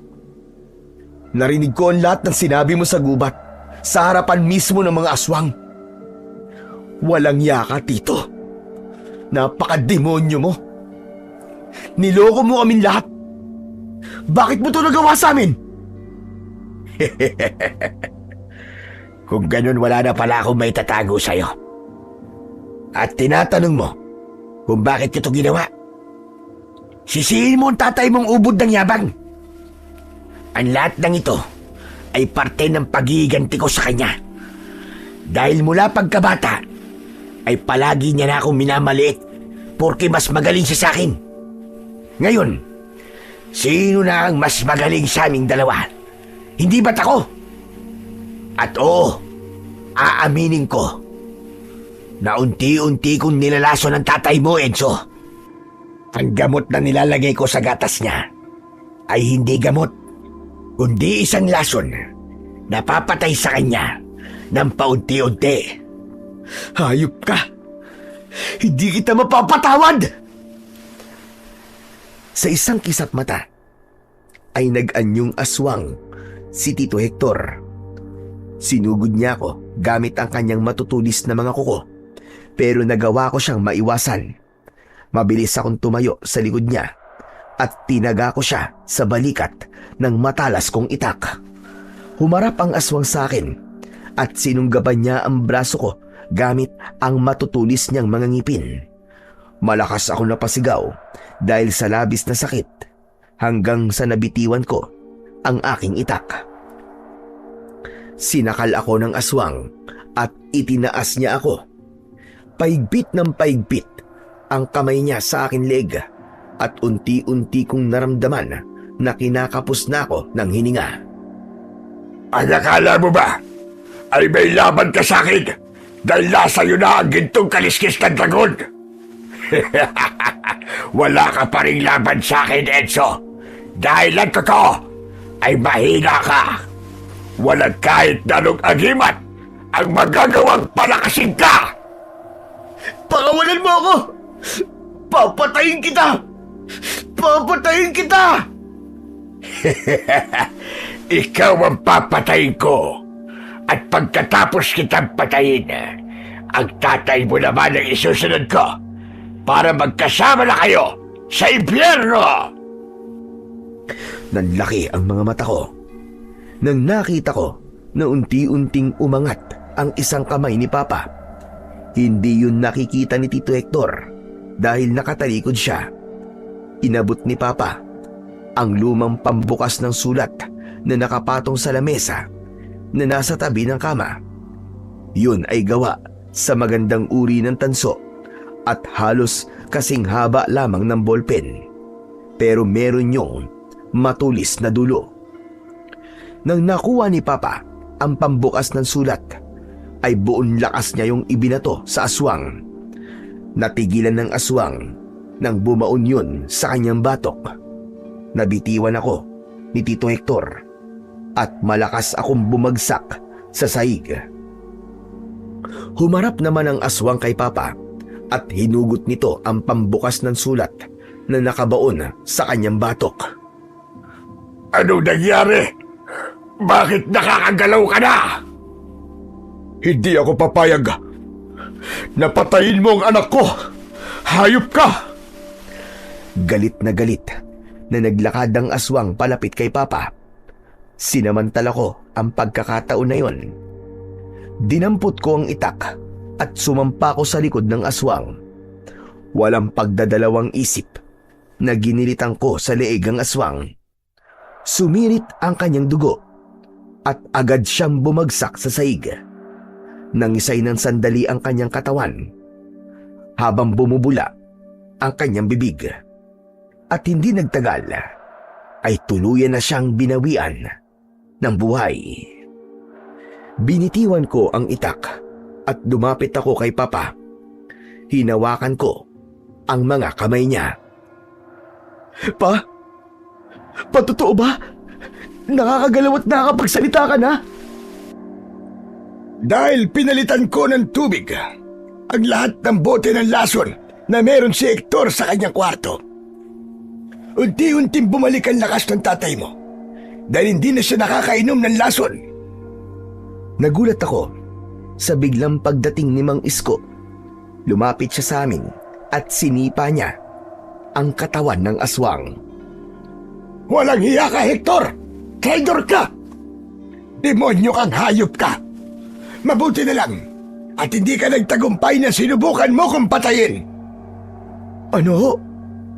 Ibig niyo po bang sabihin ay alam niyo na po na isang aswang si Tito Hector? Pero bakit di niyo po sinabi sa akin kagad? Nang sa ganun napagandaan ko sana. Dahil kilala kita. Alam ko na kapag sinabi ko sa iyo ang lahat ng kasamaang ginagawa ni Hector, ay mangingibabaw sa iyo ang emosyon mo. Hindi ka makapag-iisip ng maayos at sigurado ko na agad mong kukomprontahin si Hector. Isa pa, wala pa sa iyo ang gintong kaliskis ng dragon ng panahon na yon. Kaya malaki ang posibilidad na magtatagumpay si Hector na patayin ka. Agad ko namang naunawaan si Mang Isko matapos niyang magpaliwanag. Matapos yon ay maluwa-luwa kong niyakap si Papa. Sigurado ko na simula sa gabing yon ay magiging maayos na ang lahat. Hindi lang ang aming lugar, kundi maging ang relasyon namin ni Papa bilang mag-ama. Sa kabila ng lahat ng kasamaan na ginawa ni Tito Hector, ay mabigat pa rin sa dibdib ko na kinailangan ko siyang patayin. Patuloy ko namang inalagaan si Papa at hindi rin nawala si Mang Isko sa aming tabi. Labis ang pasasalamat ko kay Mang Isko dahil kung hindi niya ako nakita nung palaboy ako sa malayong lugar, malamang ay nagtagumpay si Tito Hector sa lahat ng masasama niyang balak.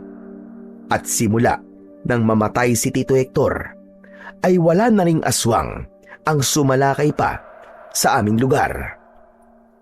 Hinala ko ay naramdaman ng mga yon na patay na ang kanilang pinuno, kaya natakot na silang manggulo.